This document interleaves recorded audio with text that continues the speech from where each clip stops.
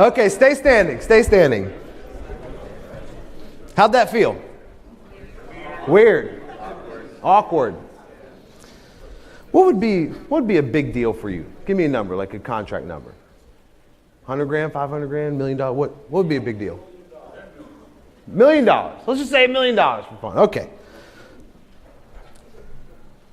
You just asked your client to sign $1 million contract.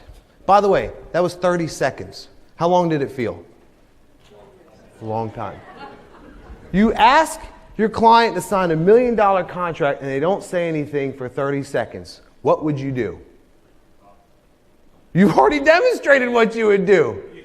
The need to want to talk and say something and the anxiety would be overwhelming, right? And then you would say, did I tell you about the money back guarantee?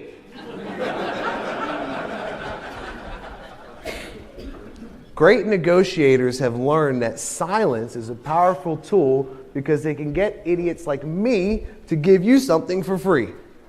So does your client not have a right to think about that decision for 30 seconds? Do they? Of course they do.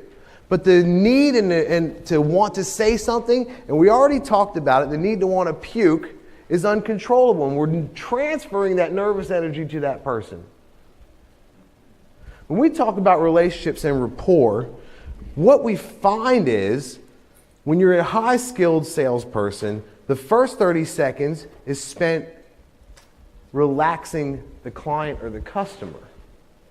People that are unprepared and have not decided the exact words they're going to say throughout this whole process, why we call it a funnel, that breaks down every step of what you do, they spend time relaxing who? Themselves. And that's wrong. That is where we get in trouble. And when we talk about the ability to build rapport quickly and break down that communication, that's what I'm talking about, where that differentiator is. So now we've asked the client to sign $1 million deal, and now we're shaking and puking all over them. Tell your partner which eye you were looking at. Go ahead, just tell your partner right now.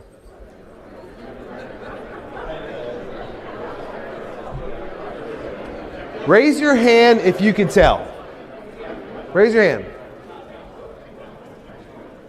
About 30% of you. Okay, you can't tell. The only way you can tell is if your partner switched eyes. And you caught the movement back and forth between their eyes. And when your eyes go back and forth, what do we call that? They shifty eyes. Oh, this is perfect. Now I'm puking all over my client. I got high anxiety. I've asked him to sign $1 million deal, and I got shifty eyes. This is going really well so far. But when I tell you in close communication you want to look at one eye or their nose or their mouth or their forehead and the client can't tell, you're nervous that they can tell and you switch eyes. Is close communication a key part to what you do in this business? Again, it's all about relaxing the person across the table from me. Raise your hand if you saw your partner's pupil dilate. Raise your hand. That's a sign of attraction. I see you there.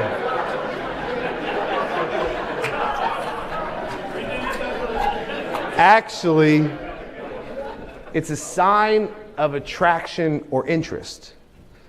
It's a theory or a technique that a lot of the merchants would use. Like if you went to Mexico and they're selling their wares, they look for your eyes to dilate, because if they show you something, they see that you're interested. When I was in the pool business and I showed someone a swimming pool and their eye dilated, I could tell they were interested, and it impacted my negotiation on that because I knew that they couldn't hide it from me. Helps people with lighter eyes. So when you're in close communication and you may show someone your facility or what you're able to do and their eye dilates, you know they're interested.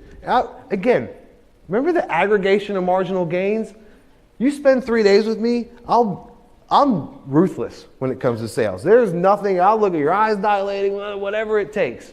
So when we talk about your ability to communicate, build relationships, understand if they're interested, all this stuff puts me over the top from anybody else that has to sell against me. So I'm going to give you, in case you ever have to present in front of a group and you have a situation like this, or maybe you get invited to the Amusement Expo, I'm going to give you one of the greatest professional speaking tips you'll ever hear.